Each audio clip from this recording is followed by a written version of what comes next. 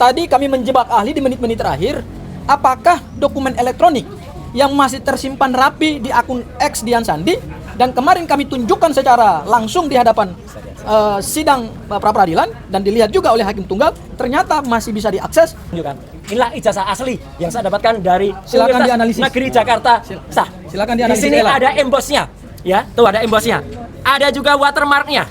Lintasan Dan stempel. ini bukan ijazah, lintasan stempelnya jelas. Dan saya menyampaikan ini sekaligus membantah apa yang dilakukan oleh saudara Richard Huta Julu dan saudara Bill Fakih, ya, karena mereka sudah memfitnah dengan sangat kejam, menyatakan ijazah saya seperti respon. Sama sekali beda. Si Omon itu tidak diakui oleh Yamaguchi. Dan itu silakan, ayo Bill, kejar terus si Omon itu sampai laporan Anda. Dan sampai dia laporan kepada Polda Metro. Tapi kebalikannya.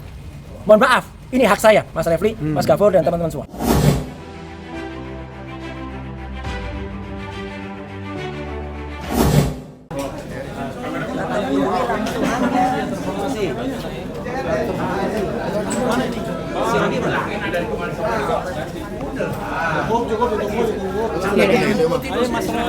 Ya lu yang serius jalan lah. Tenang, bentar ya bang, ganti baterai dulu bang, kompas bang, tahan bang. Kompas mau ganti baterai dulu bang. TV 1 belum juga nih TV 1. Iya siapa tuh? TV 1 mana? Oh solar. Pasang dulu, pasang apa nih?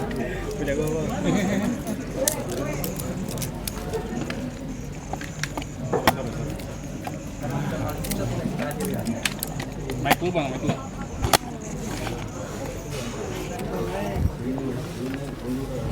Taruh. Permisi, mau permisi.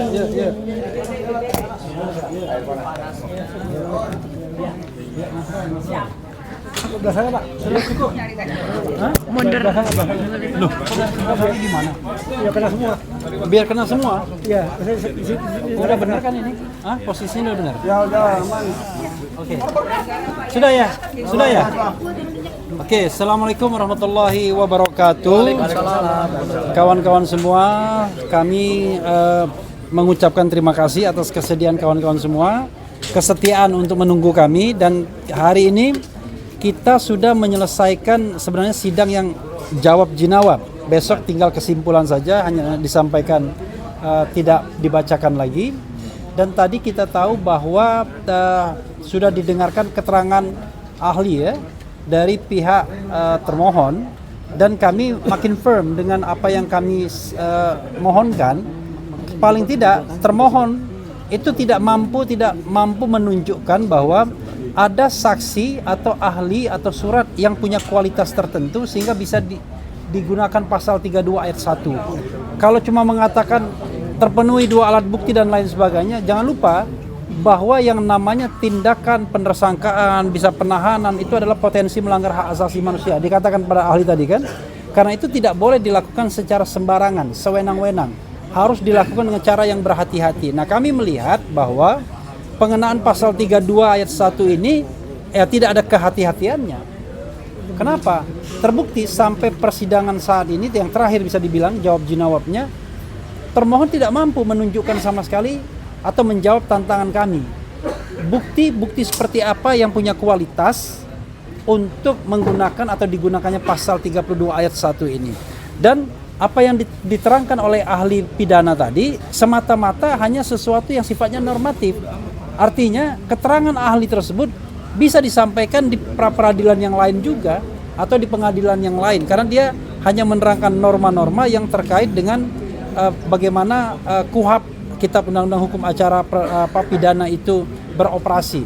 Tetapi ketika menukik dengan pasal 32 ayat 1, dia sendiri sudah mengatakan sebenarnya ada beberapa pertentangan yang sayangnya kita tidak bisa dalami. Misalnya dia mengatakan bahwa dalam pengenaan pasal 32 ayat 1, dokumen apa yang digunakan? Oh, itu dokumen elektronik atau informasi elektronik, kan begitu. Padahal yang diperlihatkan Polda Metro Jaya pada tanggal 15 Desember 2025 adalah ijazah fisik analog. Nah, sekarang pertanyaannya adalah sebenarnya yang mau dijadikan pokok, ya, bukti pokok itu apa? Ijazahnya Dian Sandi yang diupload di internet, ataukah ijazah analog atau fisik Jokowi yang katanya akan dibawa dan pernah diperlihatkan di Polda Metro Jaya pada tanggal 15 Desember 2025. Nah, ini saja ya, terlepas dari soal pra-peradilan, kelihatan ada yang namanya error in objectum atau error in objecto, tetapi itu nanti kita lihat dalam pokok perkara.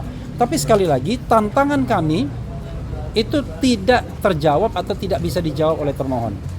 Itu yang ingin sampaikan, dan kemudian saya ingin memberikan kesempatan teman saya Soraya dulu ya. Ya. Sebelum Ayah, Ayah, karena Ayah tadi ikut Ayah sidang. ikut sidang. Ya, silakan. pendapat ayah. Ya. Oke, Assalamualaikum warahmatullahi wabarakatuh. Saya sependapat dengan rekan Kalau saya, nggak sependapat juga kita selesai. Bung Refli, bahwa saksi ahli yang dihadirkan tidak bisa menjawab hal-hal yang bersifat tantangan terhadap pertanyaan-pertanyaan kita. Jadi semakin yakin dan jelas bahwa insya Allah mudah-mudahan permohonan kita untuk pasal 32 ini diterima ya dan dikabulkan oleh majelis. Untuk sementara saya serahkan ke Pak. Oke, ya. Ini JJ, silakan tambahkan.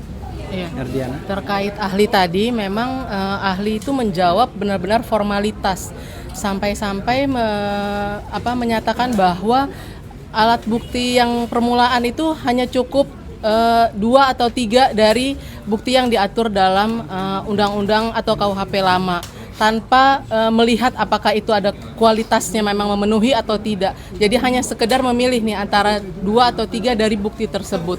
Sebatas itu aja. Menurut saya yang tadi ahli itu menerangkan gitu loh. Oke. Ya, saya tambahkan sebelum Gafur ya. Jadi begini, ini kan hukum pidana, ultimum remedium. Orang disangka dan kemudian bisa didakwa dengan 8 tahun penjara. Enak sekali mengatakan sudah terpenuhinya alat bukti dengan BAP dan lain sebagainya. Kalau misalnya tadi seperti Gafur bilang, ini misalnya peristiwa pembunuhan, yang dilihat orang pencurian, ya sudah, dipaksa dia untuk menceritakan tentang pembunuhan. Kan tidak begitu. Karena itu saat ini kami masih menantang, ada nggak sebenarnya saksi ya yang melihat Mas Roy melakukan perbuatan-perbuatan yang dimaksudkan pasal 32 itu, yaitu merusak dokumen, mengurangi, menambah, mentransmisikan dengan cara mungkin mencuri, menghack dan lain sebagainya. Nggak ada sampai sekarang. Dan itu dibilang nanti azas praduga tak bersalah akan dibuktikan di pengadilan. Emang enak orang dijadikan terdakwa di pengadilan.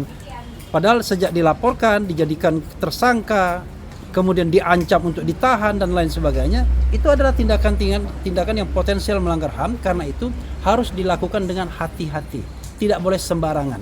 Kami baru menguji pasal 32 ayat 1. Nanti 35 kita uji juga. Pasal 35 itu lebih dahsyat lagi, 12 tahun penjara. Coba bayangkan, lihat muka Mas Roy, pantas nggak kira-kira 12 tahun penjara?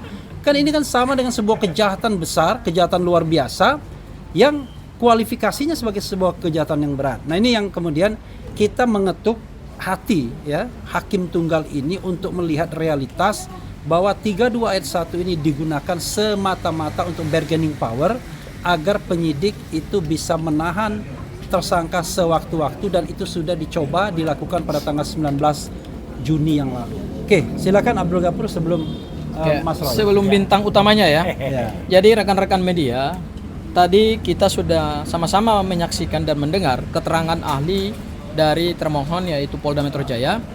Dan dalam 2 sidang pra-peradilan yang kami lakukan dengan termohon tetap Polda Metro Jaya, mereka sama sekali pun tidak pernah menghadirkan saksi.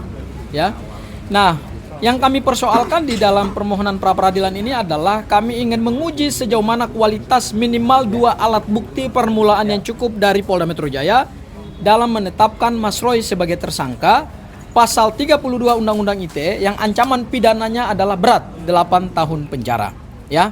Saya evaluasi sedikit bahwa pada saat kami menghadirkan pembuktian saksi-saksi, ada 4 saksi yang kami hadirkan, dan 4 saksi itu adalah 4 saksi yang diperiksa pada pokok perkara itu tidak mengetahui, tidak melihat, tidak mengalami suatu peristiwa yang diduga peristiwa pidana berupa meretas, menghacking, menghilangkan, merusak, memanipulasi data elektronik sehingga data elektronik tersebut tidak bisa lagi diakses.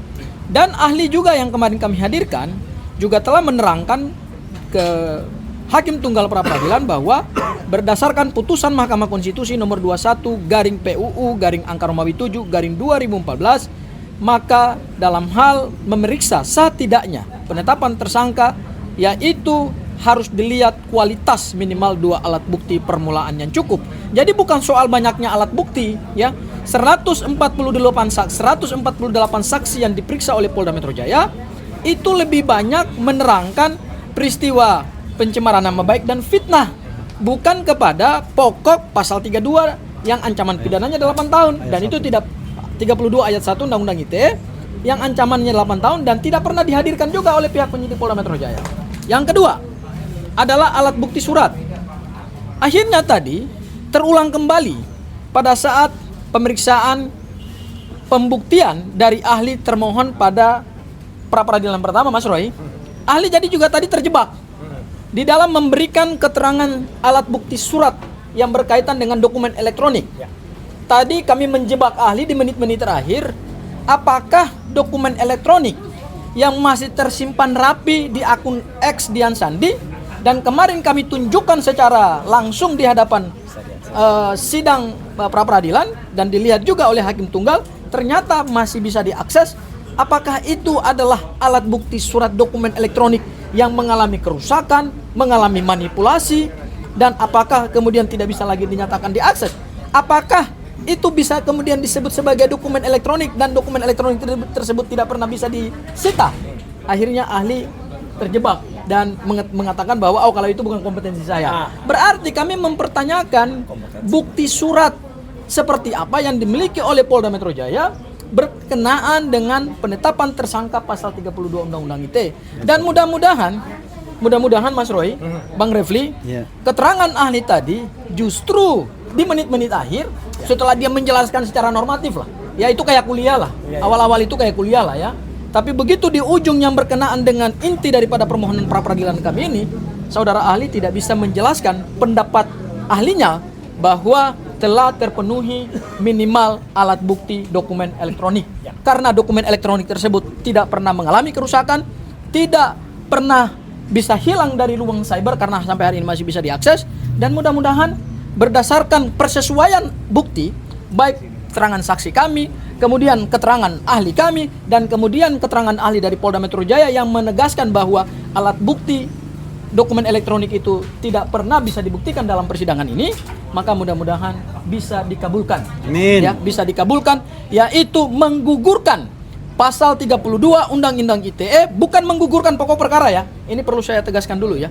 Menggugurkan pasal 32 Undang-Undang ITE ayat 1 di dalam surat dakwaan.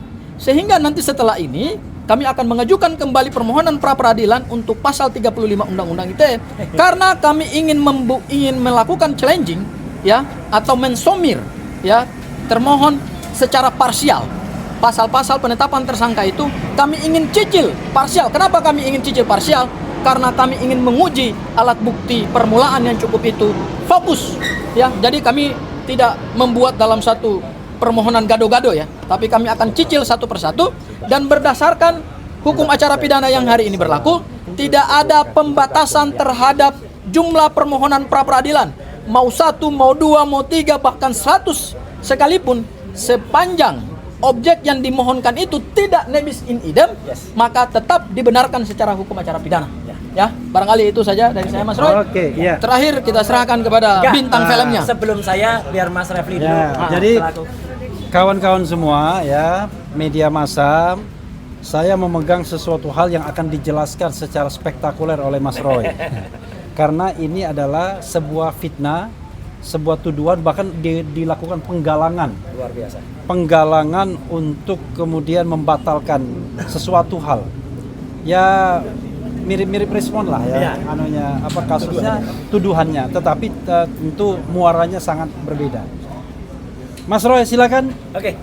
Pada saat yang berbahagia. Baik. Sampailah kita kepada Assalamualaikum warahmatullahi wabarakatuh. Waalaikumsalam warahmatullahi wabarakatuh. Pertama-tama saya mohon maaf izin, meskipun kemarin semalam saya sudah izin kepada Mas Refli Harun, Mas Gafur Sangaji, Bu Aya, dan juga Mbak Ariana, Mbak JJ, Bu Lisa, dan juga kuasa hukum yang ada. Kalau Pak Yasena tadi ikut saya, ya. Saya terlambat ya mengikuti sidang ini karena seharusnya saya memang tidak pernah terlambat. Saya selalu ikut. Cuman ada persoalan yang sebenarnya itu persoalan nggak mau saya anggap terlalu receh persoalan itu. Tapi mau nggak mau saya tanggapi karena benar seperti kata Mas Refli Harun tadi.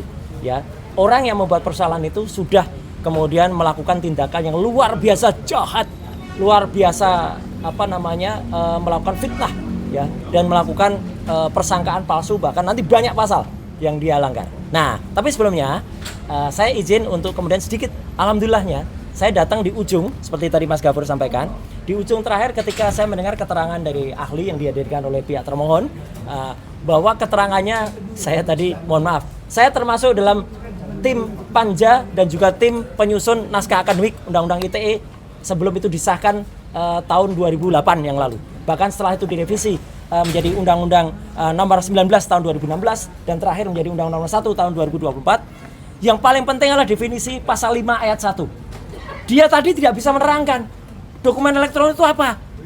Padahal jelas banget di situ. Kalau ahli hukum harus bisa minimal membaca itu. Pasal 5 ayat 1 di Undang-Undang Elektronik Informasi dan Transaksi ada apa? Dokumen data dan dokumen elektronik berikut hasil cetaknya adalah merupakan alat bukti hukum yang sah. Dan di situ ada keterangannya. Itu harus bisa tidak hanya print out dalam naskah, tapi harus bisa diakses secara langsung. Ya, dan dibuktikan dalam suasana yang bisa dipastikan atau disaksikan oleh pihak-pihak yang lain. Itulah bukti kecerdasan dari Hakim Tunggal pra-peradilan kita kemarin ketika beliau mengakses dari komputer PNJS, Pengadilan Negeri Jakarta Selatan. Jadi pertanyaan kemarin itu sebenarnya sangat membantu kita ya, pertanyaan Hakim Tunggal itu. Itu diakses dari komputer apa?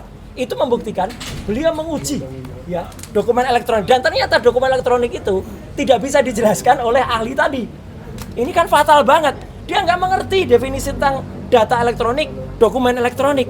Padahal definisinya sangat clear, loud and clear itu. Jadi ya saya setuju dengan 100% dengan apa dikatakan oleh para kuasa hukum saya, termasuk Mbak Aya tadi dan juga Mbak Alisa, meskipun tidak menyampaikan langsung. Tapi artinya apa? Apa yang mereka lakukan, dan alhamdulillah saya nggak perlu mendengar kuliahnya ya, karena nggak ada gunanya. Kenapa saya perlu mendengar kuliahnya? Ya, ini poin penting. Mohon izin di kesempatan ini, saya akan memanfaatkan Mas Refli untuk menjelaskan sesuatu yang sangat penting. Saya membawa map bertulisan Universitas Negeri Jakarta. Hari-hari ini, saya difitnah luar biasa. Saya difitnah dengan sangat kejam. Dikatakan Roy Suryo doktornya palsu. Gila itu. Itu benar-benar fitnah yang sangat luar biasa. Saya mengikuti pendidikan di UNJ dan clear. Ya, mulai dari masuk tahun 2016 memang saya masuk dan saya cuti dulu karena saya waktu itu, makanya saya pernah berkata kan, saya kemudian harus izin dari partai karena saya ingin menyelesaikan. Dan saya baru aktif lagi memang ketika tahun 2020 dan alhamdulillah 2024 saya selesai. Ya. Dan saya mengikuti semua dari perkuliahan, kemudian juga ada seminar-seminar, ada kemudian yudisium, kemudian juga sebelum yudisium saya ikuti ujian tertutup, sebelum ujian tertutup ada seminar hasil, sebelumnya ada seminar proposal, seminar hasil, kemudian ujian terbuka dan wisuda. Itu semua ada. Pada saatnya saya akan tunjukkan semua bukti foto-fotonya. Saya mengikuti ujian akhir atau ujian terbuka itu pada tanggal 23 Januari tahun 2026. Dan ada saksi yang hadir di sini yaitu Bu Erliana. Beliau hadir langsung pada saat ujian terbuka. Kemudian saya mengikuti wisuda ya, itu pada awal Maret tahun 2024 di SICC, Sentul International Convention Center. Semua ada foto-fotonya. Dan pada saatnya akan saya jelaskan, tentu tidak sekarang. Dan yang paling penting hari ini ya, saya ingin buktikan. Saya tadi alhamdulillah saya ketemu dengan beberapa profesor ya, saya sebutkan namanya ya, Profesor Agung, Profesor Usep, Profesor Pak Ari Sabtono, dan Profesor Ari Sabtono itu adalah sebelumnya saya ketemu Profesor Umi, dan Profesor Ari Sabtono itu adalah wakil rektor di Universitas Gadjah Mada, dan semua mengatakan apa yang saya ikuti, ijazah saya adalah sah, tidak ada masalah. Dan beliau mengatakan peraturan yang ada pada peraturan akademik dan peraturan rektor memang disebut bagi yang terkena kasus pidana dan berkekuatan hukum tetap akan diminta untuk DO atau drop out. Itu yang digoreng para termul yang jahat itu. Dia tidak membaca pidana luar biasa bahwa ada pasal sebelumnya yang mengatakan itu berlaku untuk tindak pidana luar biasa.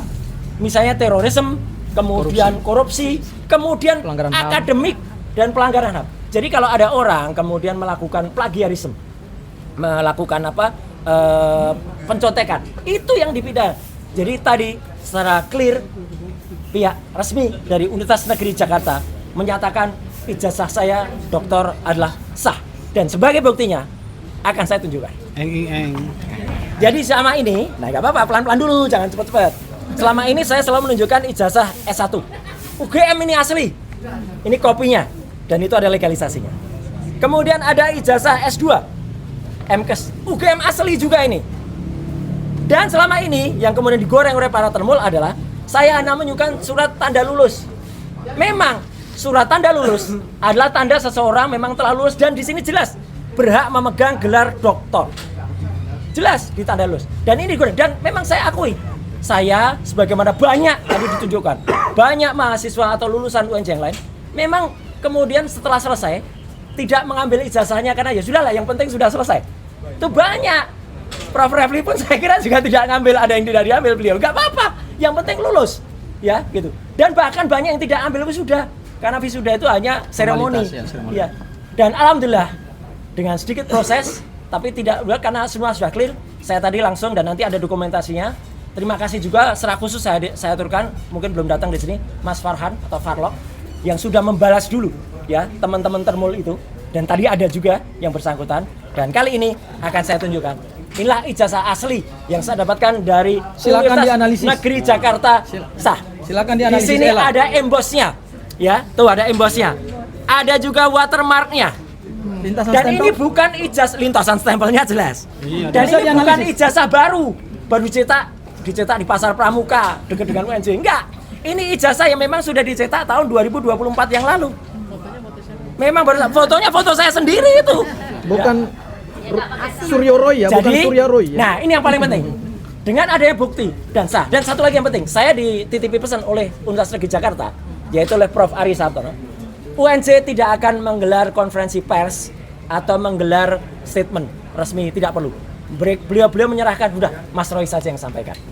Jadi saya menyampaikan ini sekaligus membantah apa yang dilakukan oleh saudara Richard Huta-Julu dan saudara Bill Fakih, ya, karena mereka sudah memfitnah dengan sangat kejam, menyatakan ijazah saya seperti respon. Sama sekali beda. Si Omon itu tidak diakui oleh Yamaguchi, dan itu silakan, ayo Bill, kejar terus si Omon itu sampai laporan Anda, dan sampai dia laporan kepada Polda Metro. Tapi kebalikannya, mohon maaf, ini hak saya, Mas Refli, Mas Gafur, dan teman-teman semua. Atas karena perlakuan yang sangat kejam dan itu sudah viral di media massa, saya harus melakukan tindakan kepada saudara Taufik Bil Fakih, kepada saudara Richard Huta-Julu, dan mungkin juga kepada orang lain dan orang-orang yang mungkin akan menggelorakan itu. Kalau memang Anda belum melakukan, saya sarankan demi kebaikan, berhentilah menyebarkan fitnah saya berijazah palsu. Tidak ada.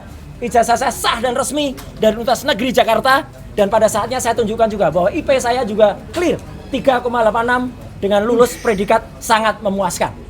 Ya, ada itu, ada di daftar nilainya. Jadi itu mohon maaf saya harus ambil waktu ini untuk menjelaskan karena itu penting, dan moga-moga apa yang saya lakukan bermanfaat. Dan tadi juga terima kasih untuk Mas Ubed. Saya kira teman-teman tahu kan Mas Ubed, Mas Ubaidillah Badrun.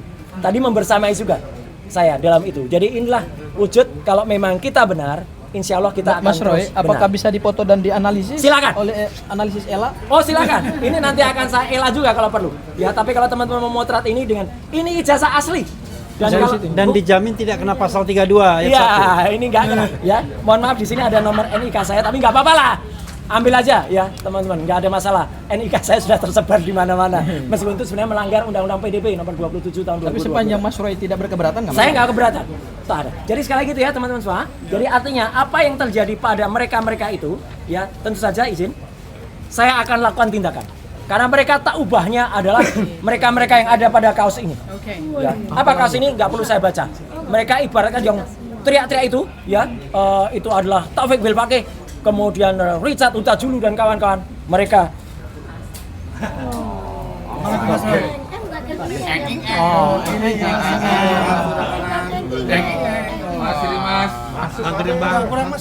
kabeh, ya mereka itu kabeh. Nah itu ya, jelas ya. Jadi tunggu, anda semua akan menerima konsekuensi dari fitnah yang sangat kejam yang Anda lakukan terhadap saya, ya. Dan itu luar biasa pada hari ini. Saya tadinya tidak mau merespon karena itu akan mengganggu, tapi mohon maaf, terpaksa saya harus ambil hari ini, ya tadi. Dan alhamdulillah semua berjalan dengan lancar. Saya juga sempat mendengar keterangan yang sangat krusial tadi dari ahli tadi. Saya kira itu teman-teman semua. Mohon maaf saya sedikit emosional, ya, gitu.